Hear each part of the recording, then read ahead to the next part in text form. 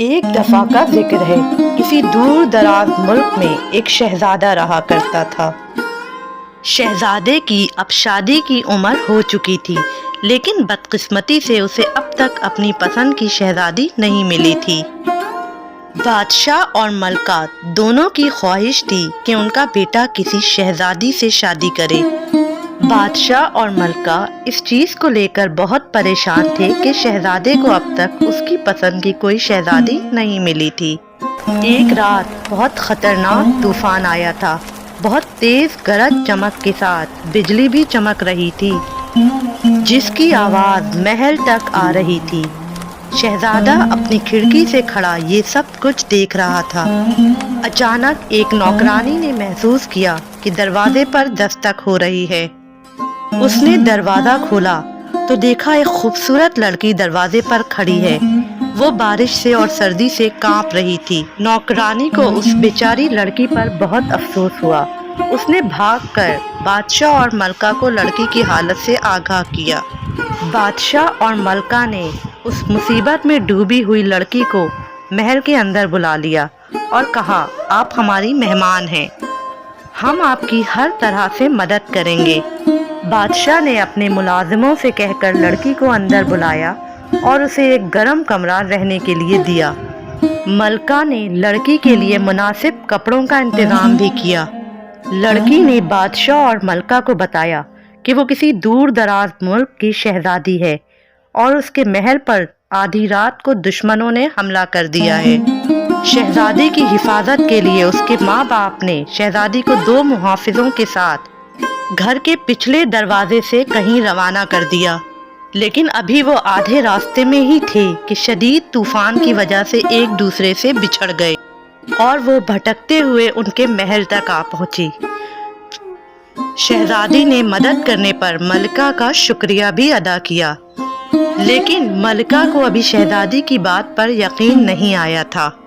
لڑکی نے وہی کپڑے پہنے جو ملکہ نے اسے دیے تھے۔ وہ ان کپڑوں میں بہت پیاری لگ رہی تھی۔ جب شہزادہ کمرے میں داخل ہوا اور اس نے شہزادی کو دیکھا تو وہ اس کی خوبصورتی سے بہت متاثر ہوا۔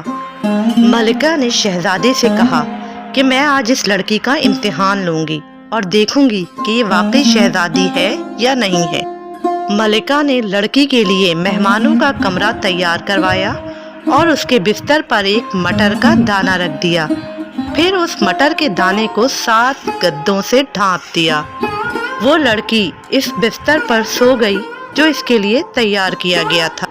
اگلی صبح ملکہ لڑکی کے بیدار ہونے کا انتظار کرتی رہی، اور جیسے ہی وہ بیدار ہوئی ملکہ نے لڑکی سے پوچھا کہ کیا وہ رات سکون سے سوئی یا نہیں۔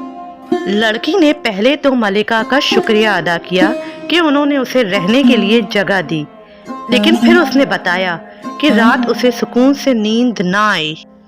لڑکی نے بتایا کہ اس کے جسم میں شدید درد ہے اور اسے ایسا محسوس ہو رہا ہے جیسے وہ رات بھر کسی سخت چیز کے اوپر سوئی ہو۔ اسی جواب کا ملکہ کو انتظار تھا، کیونکہ وہ جانتی تھی کہ ایسی تکلیف کوئی شہزادی ہی محسوس کر سکتی ہے۔ 7 گدوں کے نیچے ایک مٹر کا دانہ کسی شہزادی کو ہی تکلیف دے سکتا تھا۔ ملکہ نے فوراً جا کر یہ سب کچھ بادشاہ اور شہزادے کو بتایا۔ شہزادہ، جو شہزادی کی خوبصورتی سے پہلے ہی متاثر تھا، یہ سب سن کر بہت خوش ہوا۔ شہزادے نے شہزادی کے پاس جا کر کچھ دن اسے اور اپنے محل میں رکنے کی پیشکش کی۔ بادشاہ نے شہزادی کے محل کی حفاظت کے لیے اپنے محافظوں کو بھی بھجوا دیا۔ کچھ دن کے بعد شہزادے نے شہزادی کو شادی کی پیشکش کی، جسے شہزادی نے بخوشی قبول کر لیا۔ یوں ان دونوں کی شادی ہو گئی اور وہ دونوں ایک دوسرے کے ساتھ ہنسی خوشی زندگی گزارنے لگے۔ گڈو کی عمر کوئی 10-11 سال کے قریب تھی۔ ویسے تو وہ ایک بہت اچھا بچہ تھا، پڑھائی لکھائی میں بھی بہت اچھا تھا، لیکن اس میں ایک بری عادت یہ تھی کہ وہ اپنے بڑوں کی بات نہ مانتا تھا۔ اسے باہر کا کھانا پینا بھی بہت پسند تھا۔ اسکول کے بریک میں گندی گندی چیزیں لے کر وہ کھایا کرتا تھا۔ اس کی امی ابا اسے بہت منع کیا کرتے تھے کہ باہر کی چیزیں نہ کھایا کرو۔ اسے گھر کا کھانا بالکل پسند نہیں تھا۔ اس کے امی پاپا اسے لاکھ سمجھاتے مگر اس پر کوئی اثر نہ ہوتا۔ اسکول سے آتا تو بغیر ہاتھ منہ دھوئے کھانا کھانے بیٹھ جاتا۔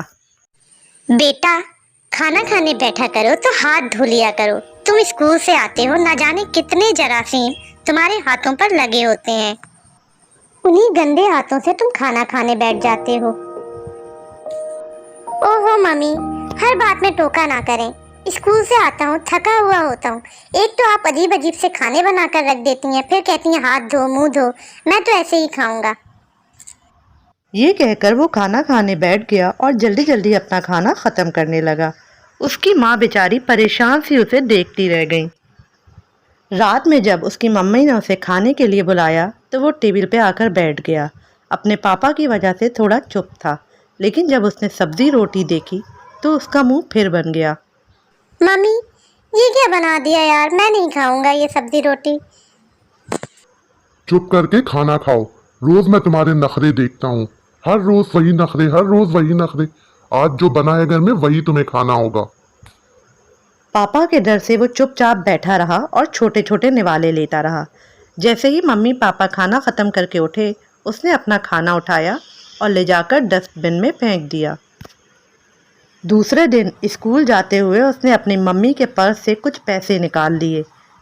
آج تو میں اسکول میں خوب چیزیں کھاؤں گا، یہ لوگ مجھے گھر میں کھانے نہیں دیتے ہیں، روٹی سبزی کھلاتے ہیں ہر روز، آج تو جو میرا دل چاہے گا میں وہ کھاؤں گا۔ بریک میں اس نے خوب الا بلا اور گندی گندی چیزیں کھائیں اور خوب خوش ہوتا رہا۔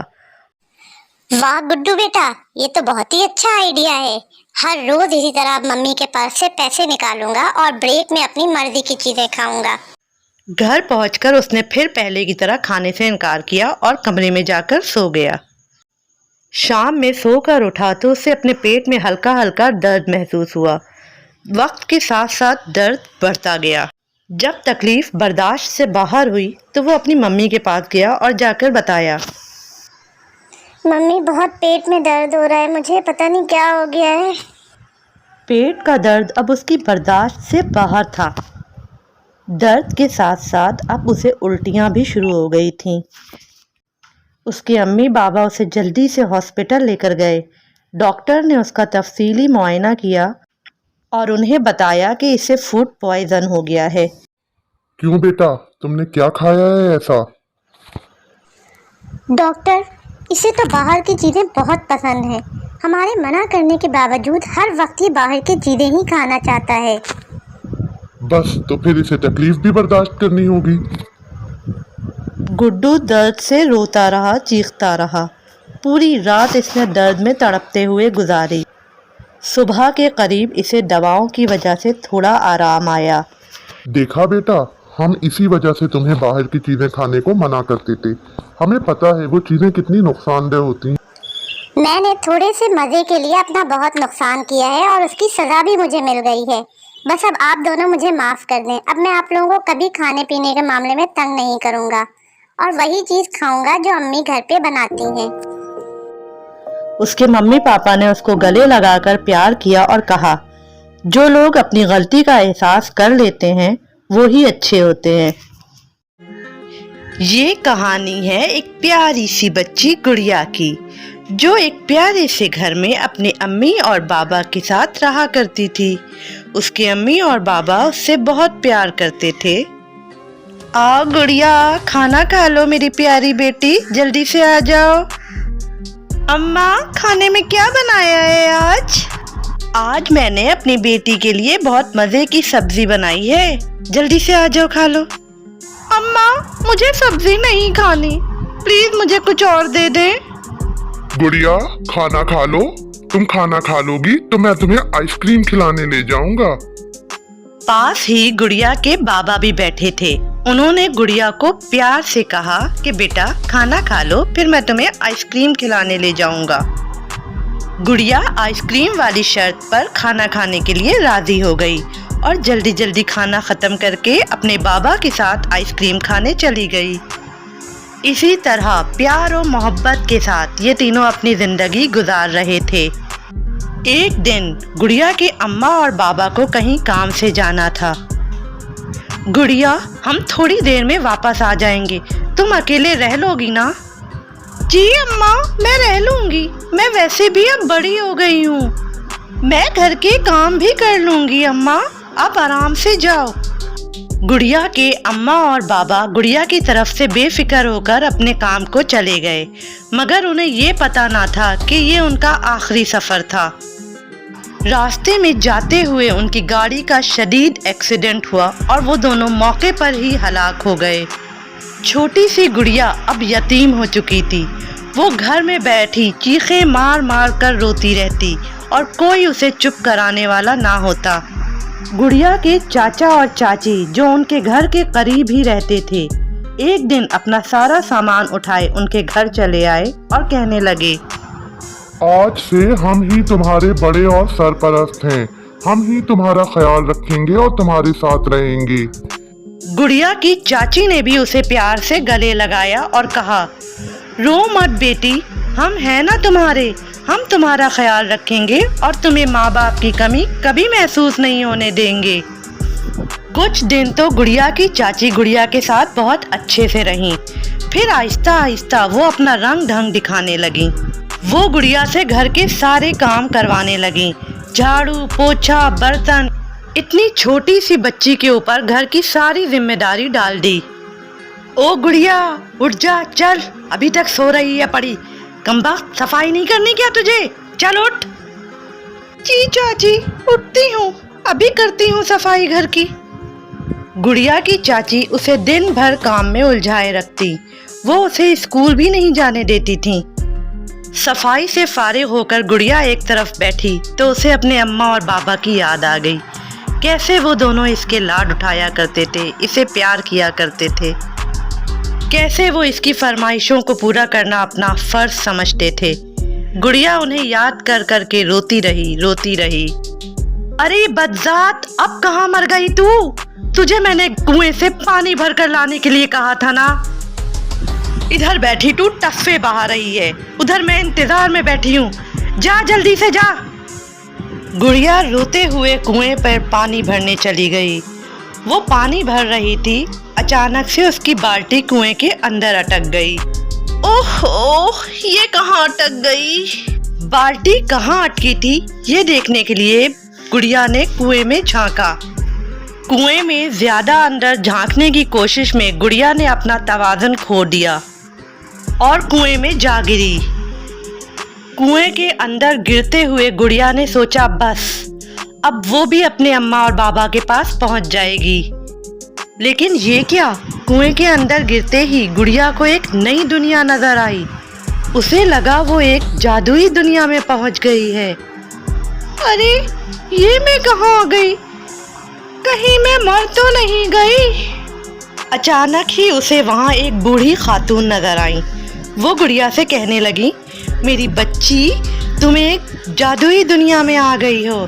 इसे कुएं की जादुई दुनिया कहते हैं।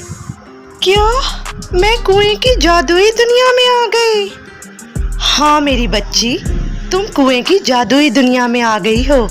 यहाँ तुम्हें हर वो चीज़ मिलेगी जिसकी तुम ख्वाहिश करोगी। मुझे तो कुछ नहीं चाहिए, बस अपने अम्मा और बाबा चाहिए। गुड़िया का ये कहना था कि वहाँ उसके अम्मा और बाबा दोनों आ गए। गुड़िया भागकर अपने अम्मा बाबा के गले लग गई। बाबा, आप मुझे क्यों छोड़ के चले गए? आप क्यों मुझे छोड़कर चली गई अम्मा?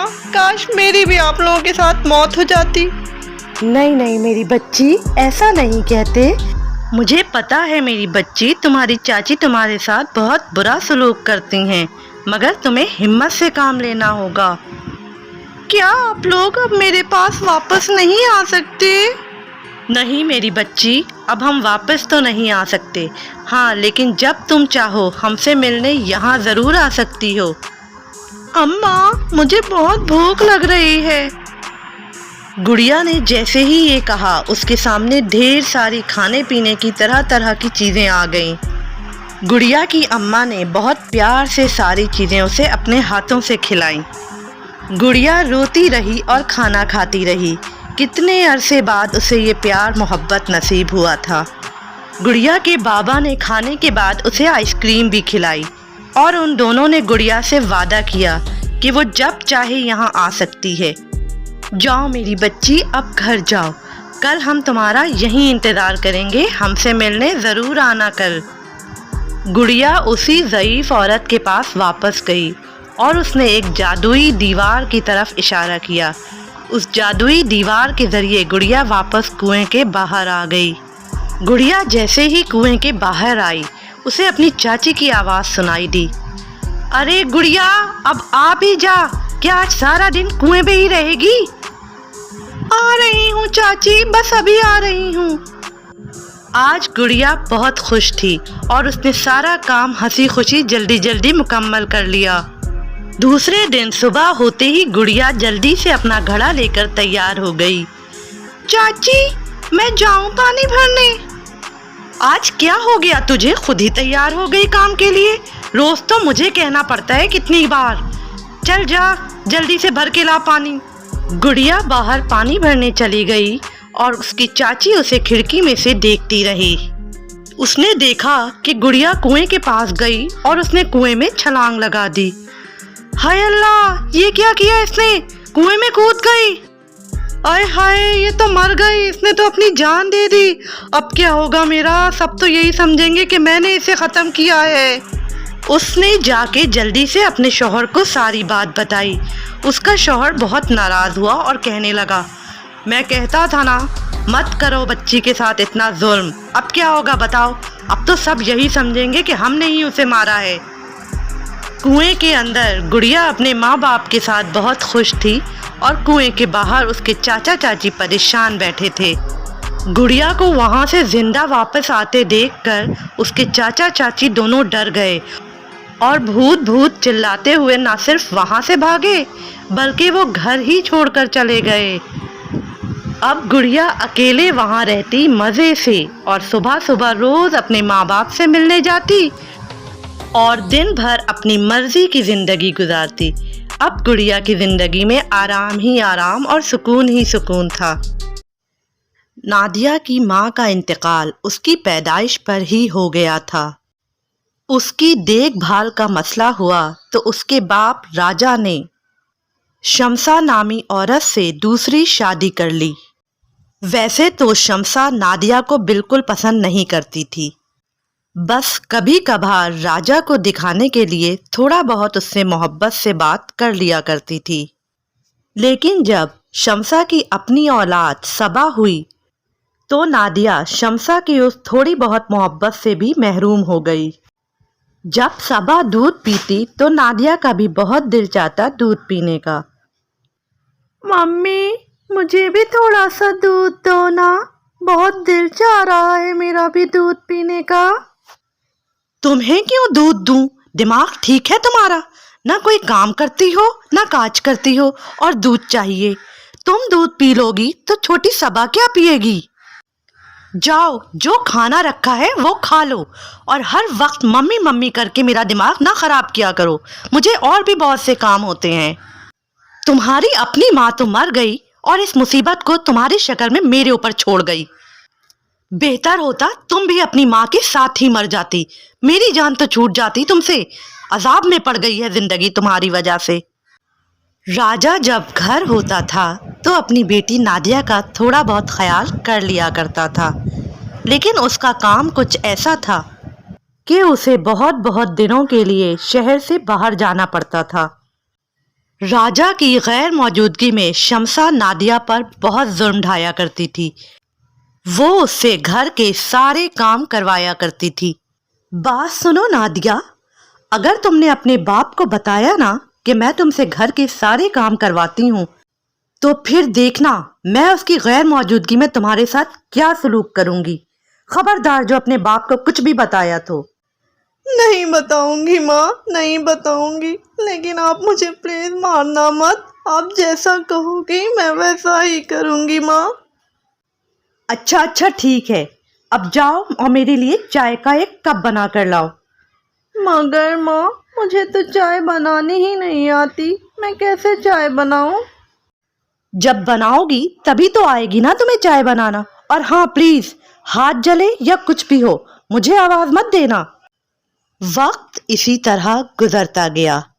नादिया अब बड़ी हो चुकी थी, लेकिन शम्सा के जुल्म और सितम में कोई फर्क ना आया था। अगर किसी दिन खाने में जरा सी भी कोई गलती रह जाती, शम्सा नादिया का हाथ पकड़कर जला दिया करती थी। ओह मम्मी प्लीज़ मुझे मत जलाएं, आप जैसे कहेंगी मैं वैसे ही खाना बनाऊंगी। प्लीज़ मम्मी, बहुत तकलीफ होती है। हाँ बिल्कुल, खाने में जरा सी भी कमी बेशी हुई तो याद रखना, मैं तुम्हें हरी मिर्चें खिलाऊंगी खाने में। जब राजा घर आता तो शम्सा नादिया की उल्टा उससे शिकायतें लगाती। कोई भी काम नहीं करती है ये ढंग से, तंग किया हुआ है इसने मुझे बिल्कुल। ये क्या तमाशा है नादिया, मैं जब घर आता हूँ तुम्हारी शिकायतें ही सुनता हूँ। कभी खुश भी कर दिया करो अपनी मम्मी को। अगर यही रंग ढंग रहे ना तुम्हारे तो बहुत जल्द शादी कर दूंगा तुम्हारी। नादिया, नादिया, जरा ये मेरे कपड़े तो इस्त्री कर दे, मुझे शादी में जाना है कहीं। अच्छा मम्मी, करती हूँ। नादिया शम्सा के कपड़े इस्त्री करने लगी। अचानक से इस्त्री ज्यादा गर्म हो जाने की वजह से थोड़े से कपड़े शम्सा के जल गए। नादिया ये देखकर घबरा गई। उसी वक्त शम्सा भी अंदर आ गई और उसने जो अपने कपड़े की ये हालत देखी तो नादिया पर चिल्लाने लगी। अरे मनहूस, ये क्या किया तुमने, मेरे कपड़े जला दिए इतने अच्छे। क्या करूं मैं तुम्हारे साथ नादिया, क्या करूं। गुस्से में शम्सा ने इस्त्री उठाकर नादिया के हाथ पे लगा दी। मम्मी प्लीज छोड़े, मम्मी प्लीज, बहुत तकलीफ हो रही है। या अल्लाह, बहुत हो गया मम्मी, प्लीज़ छोड़ दे मुझे। काश मैं अपनी माँ के साथ ही इस दुनिया से चली जाती, काश। हाँ तो अब चली जाओ, कौन रोक रहा है तुम्हें, क्यों मुसीबत बनी हुई हो हमारे सरों पर। नादिया के कॉलेज में एक लड़का पढ़ता था, अरशद। अरशद नादिया का बहुत अच्छा दोस्त था। एक दिन नादिया कॉलेज में बैठी रो रही थी। अरशद उसके करीब आया और पूछने लगा कि क्या हुआ है, क्या हुआ है नादिया, तुम क्यों रो रही हो इस तरह। नादिया ने उसे सारा वाकया कह सुनाया। अरशद ये सुनकर बहुत हैरान हुआ। कोई इतना जालिम कैसे हो सकता है नादिया? तुम अपने बाबा को ये सारी बातें क्यों नहीं बताती हो नादिया? मेरे बाबा बाहर काम करते हैं, अगर मैं उन्हें हर वक्त ये सब बातें बताकर तंग करूंगी तो वो अपना काम तवज्जो से कैसे कर पाएंगे। वो सब कुछ छोड़ देंगे, फिर क्या होगा हमारा। कोई बात नहीं नादिया, तुम देखना, हमारी पढ़ाई कंप्लीट हो जाएगी तो मैं तुमसे शादी करके तुम्हें बहुत दूर ले जाऊंगा और तुम्हें इतनी खुशियां दूंगा कि तुम ये सारे गम भूल जाओगी। एक दिन की बात है, शम्सा की बहुत अच्छी दोस्त सीमा उनके घर आई हुई थी। नादिया जब उन्हें चाय देने गई तो सीमा उसे देखकर हैरान रह गई और नादिया के जाते ही शम्सा से कहने लगी, शम्सा ये तो बहुत प्यारी हो गई है, ये कैसे इतनी प्यारी हो गई शम्सा। ओ प्लीज सीमा, मेरे सामने इसकी तारीफें ना किया करो, मेरा खून खौलने लगता है। अच्छा, तुम्हारा खून खौलने लगता है तो इससे जान क्यों नहीं छुड़ा लेती तुम। तुम्हें पता है, करीम भाई ने जब से इसे देखा है दीवाने हो गए हैं वो इसके, मुंह मांगी कीमत अदा करने को तैयार हैं वो इसके। तुम इसे रवाना कर दो उनके साथ और उन पैसों को अपने और अपनी बेटी पर खर्च करो। अरे नहीं यार, राजा को पता चल गया तो वो तो दिमाग खा लेंगे मेरा। उनकी बेटी कहाँ चली गई, क्या कहूँगी उनसे। अरे छोड़ो यार, वो कौन सा आते हैं, वो कौन सा घर पे रहते हैं, महीनों बाद तो चक्कर लगाते हैं। कह देना कुछ भी उनसे, घर से भाग गई, कुछ भी हो गया। शम्सा को ये मशवरा बहुत भाया। उसने करीम के साथ नादिया का 10 लाख का सौदा तय कर लिया।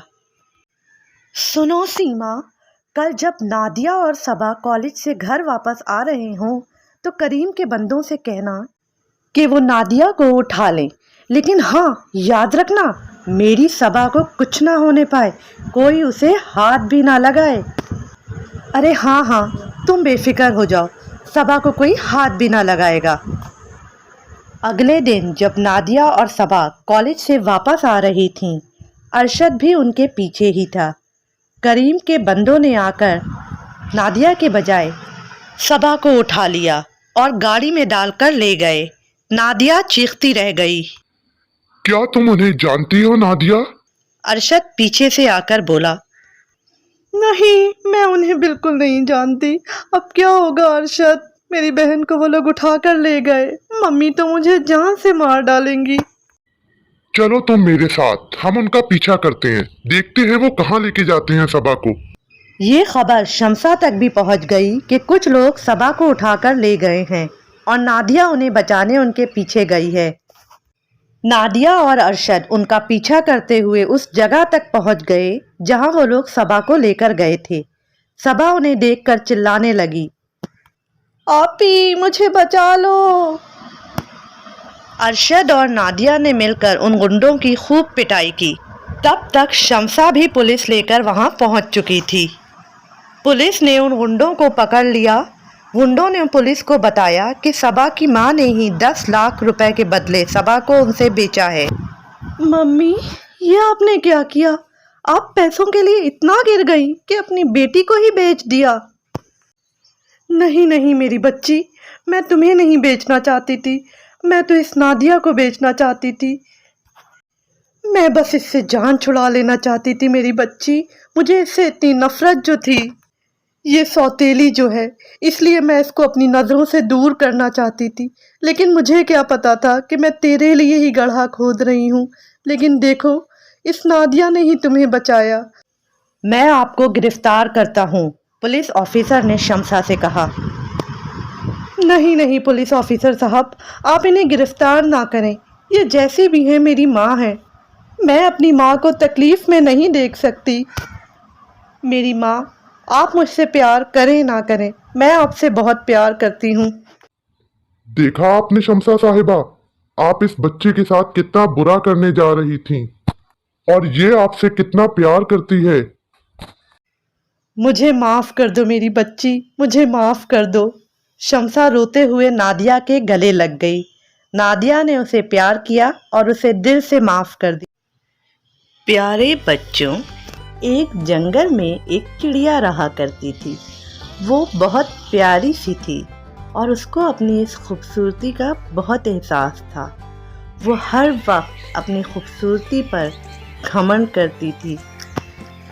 उसका नाम पोमी था। पोमी अपनी बहनों से भी ज़्यादा बातचीत नहीं किया करती थी, क्योंकि उसकी बहनें उसकी तरह प्यारी नहीं थीं।